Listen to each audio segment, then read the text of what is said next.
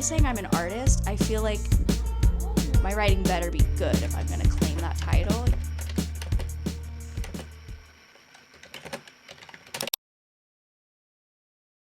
Hi, happy Wednesday. Please raise your hand if your microphone was plugged in for your intro. Not me. Hi, I'm Jay. I'm a literary fiction writer. I'm writing this book. I call it The Shark Book. It has a real title, and the title is really good. I'm in love with this book. I'm gonna marry it. It's about two best friends, and it's the story of their friendship. They live in the Florida Keys. They are sharks. No, they're not. They dive with sharks. But that's actually not that important to the story. It is. Actually, it kind of is, but like it's not. Sorry, that was horrible. That was a horrible pitch. And please leave the video now. Thank you. I'm so sorry. So if you saw my last video, I went and I finally tackled this huge problem that was kind of scaring me away from tackling the end of the book. I'm writing a draft one, kind of, if you're new here. It's a really big rewrite of an original different story idea. So it's the same characters and some parts of it are the same, but it's so different that it's kind of a draft one. And the ending of this new version had a lot carried over from that first version. And at the time, I thought that those things that I carried over were really essential. But it turned out, if you saw my last video, not at all. And I'm so happy with the new stuff I figured out. And so I'm just feeling way more confident about the book as a whole. And it's just kind of smooth sailing from here. So I thought. And then I went back to the beginning because also if you saw my last video, or maybe it was a couple videos ago, I kind of nailed down the writing style of this book, the just line to line, like scene to scene style of the book. I kind of been getting there, and at moments I would write like this, but I didn't have it fully nailed down, and now I do. And when I had been writing the beginning of this book, I didn't have the style nailed down. So I was like, let me go back to the beginning and get it all sorted out. And I thought it would be easy because I basically am cutting the scenes into vignettes. So I thought I could just go in and like add some scene breaks here and there and make the long scenes into vignettes. But that is not going to work at all. So I have to like write vignettes, and I'm really excited because there were a lot of little details that I wanted to fit in, but I didn't have a scene that they would go into, so I was just losing stuff. So I'm really excited to finally have the time or like the space to have some fun, but just a little overwhelming. It's kind of the first time I felt badly about this book since I started writing it. Like I was like, oh no, I can't do it, but I can do it. And I just was gonna start my period, and that's why I thought I couldn't, but I can. So that's what I'm doing this vlog. Right now, my book isn't like a 3-act structure, but there is kind of an inciting incident, and I am writing the scene that comes like just before that inciting incident, and I think it's so good. And I just have to tell you guys this. I was FaceTiming Kenzie last night, and I was telling her that I was feeling drawn in this scene to have it be one of those scenes that's just dialogue. I felt like I just wanted it to be a back and forth situation. And I was telling Kenzie that I didn't know if I was wanting that because it was best for the scene or if I was just tired and I just thought it'd be easier. And then I was writing it, and the dialogue exchange perfectly on the page, it like starts off long and it goes, and when I saw that it made that beautiful shape, I just thought, it's fate. Yeah, I'm just feeling good about the book overall. It's like hard. I feel like that's the difference. Like it's not that something's going wrong, but it is hard. I'm hitting a part that's hard because I'm rewriting, but it's not bad, or it doesn't mean anything's wrong. It's just that, you know, we're writing books, girls. It's hard. It's gonna be hard. I'll see you around. Bye. They're lemons. Can I have one? You can look at it, but you gotta put it back, okay? How look at this one? You wanna see? Can't throw them. No, you can't throw them. Yeah. Just look at them. Just look at them. Oh, I want this tiny one. I want the this tiny big one. I look at these sour. It is sour. I want that sour. It is sour. You can make lemonade with this.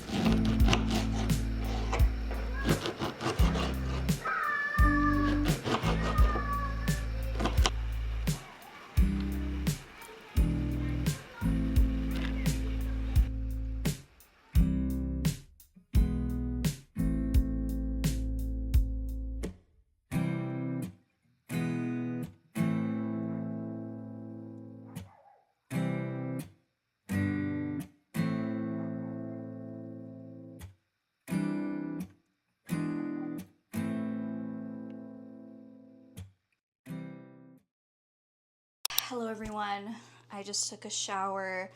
Sorry I couldn't take you with me. I need to trim my bangs because they are down to here. And I had something I wanted to talk to you guys about. But before the writing related topic, I just want to say my bangs look horrific in a couple of videos. I want my writing journey, my whole writing journey on this channel. So I'm leaving the videos up, but like, oh my God. The other day at the end of my writing session, I was like, let me go look at literary fiction agents because I have queried in the past and it was a commercial fiction, like YA. I don't actually know what it was, and that was part of the problem, but it was YA, commercial, and I've never really looked into literary fiction agents before. So I was like, let me go on manuscript whiplish, wish list, and let me just see what the literary fiction agents want. What would you guys say if I just started doing that? Hey guys, welcome back to my channel. I was reading these manuscript wish lists and I don't know what I was expecting to find. I obviously knew it wouldn't be like, I want a story about two friends and their shark divers. Like, I wasn't expecting it to be like perfectly describing my book. That would actually be very stressful because then someone would get there before me. But I guess I was just expecting something a little more clear that would be like, oh, this agent would like my book and would be a good fit, because it just, everything is so vague. It's like, I would like a story that hooks my heart and never lets me go. I want it to be really funny, but not too funny. Relax.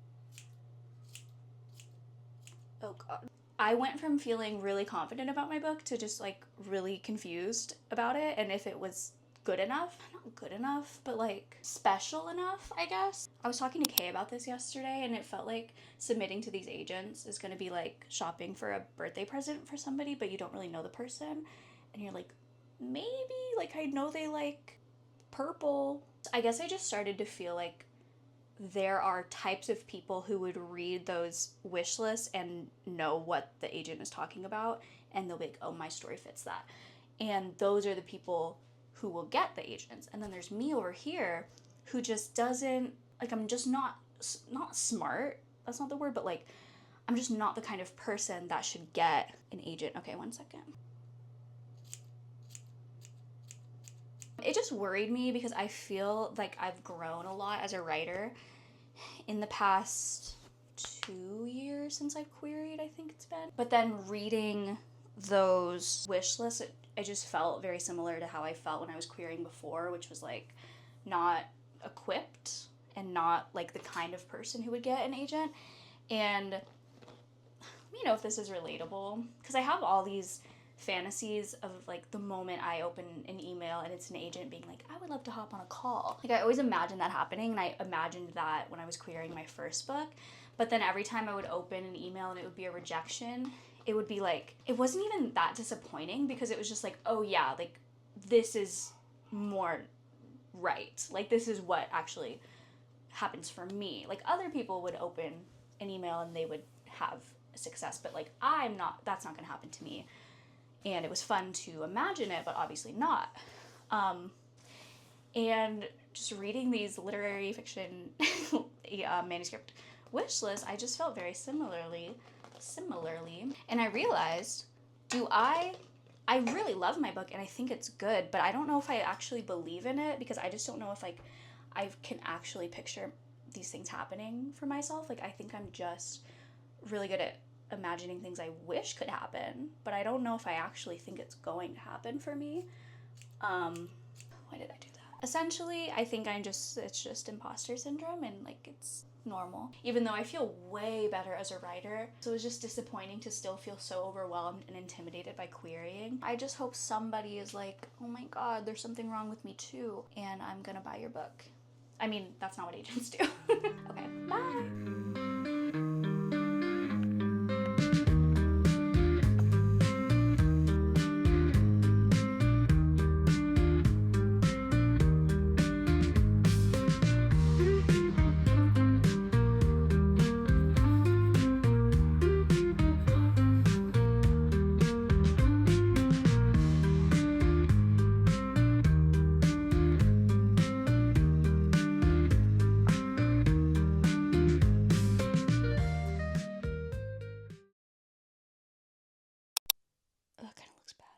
So the other day, I realized I don't have very much money. I didn't just realize that, I knew that already. But I'm moving to Hawaii, fun fact. And I thought, I need some art. And why don't I just take it into my own hands? So I'm gonna make the whole page is gonna be full of fruit, and this is gonna go in my kitchen. I've been watching these art. This is related to writing, by the way. Don't worry. I've been really into these artist YouTubers lately. I have two main girls that I watch. I will put their channels. They're both named Chris. Fun fact. I found myself really relating to these girls, even though I'm not like a visual artist. But just the way their brains work and their way that their creativity shifts with their moods and the way that they are inspired by the world around them. I really found myself resonating with it, especially in the past like year or so of me being a writer. I feel like I'm a lot more creative with my writing and a lot more inspired by the world around me and nature and things. And so I've just loved watching these girls, and it got me thinking I am an artist. I don't know why. Like, if I were a painter, I'd be like, oh, I'm an artist for sure. But because I'm a writer, me saying I'm an artist, I feel like my writing better be good if I'm going to claim that title, even though I think just like actually, like by definition, a writer is an artist. But it just feels weird to say. Although I love my book so much these days that I really do feel like it is art. I feel like it's going to resonate with people, and I feel like it's pretty to consume. Yeah, I've just been feeling so creative and artsy lately. And sometimes I am more drawn to art vlogs these days than I am to writing vlogs. My writing feels more like painting sometimes than actually writing. Comment down below which fruit I should add.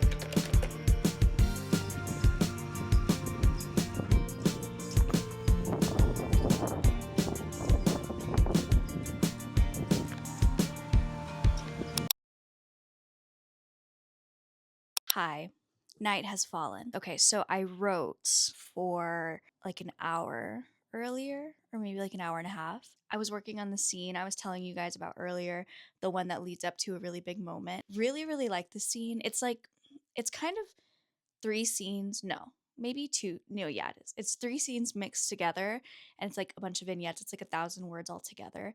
And I'm on the very last part of it, the culmination of it. If you saw my last vlog, it's the scene that I think would make a really good edit. And I'm just trying to get it right. I'm trying to imagine if I was watching the scene, like how quickly it would be moving. And then I'm trying to make the scene move that way based on how I'm describing things, so how long I'm lingering on certain details. And I was kind of feeling stuck. I'd been working on it for like an hour probably. And then I was like, okay, I'll get it tomorrow. I can't do it. And then I closed my laptop, and then I was like, I kind of want to go on my phone. But I thought, no, no, no, let me paint.